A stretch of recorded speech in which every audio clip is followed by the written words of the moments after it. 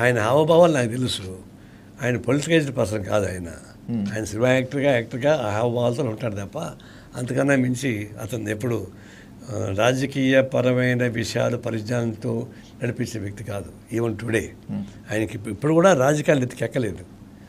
ఆయన ఒక image NT Ramarao కొడుకు, ఆయనకి బాలకృష్ణ పాపులర్ హీరో, ఆ ప్రకారం ఉన్నాడు తప్ప ఆయన హావభావాలు మారలే.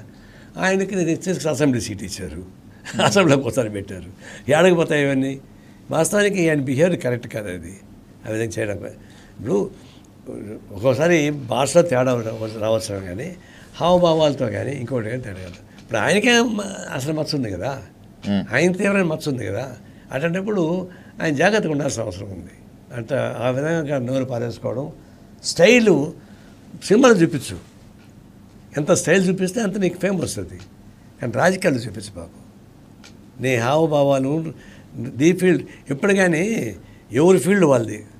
ఇప్పుడు ఆయన సినిమా యాక్టర్గా ఆయన పాపులర్, నేను పాపులర్ కదా, నేను పోయి సినిమా యాక్టర్ మీద చూస్తారా, నా మొఖం చూస్తారా?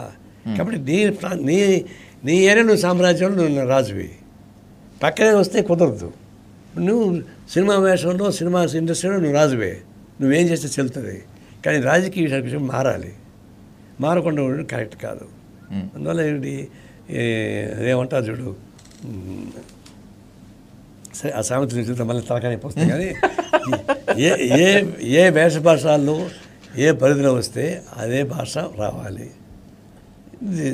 వాలీబాల్ గేమ్ కోర్టులో పోయి ఫుట్బాల్ ఆడతావా, క్రికెట్ గేమ్లో పోయి వాలీబాల్ ఆడతావా?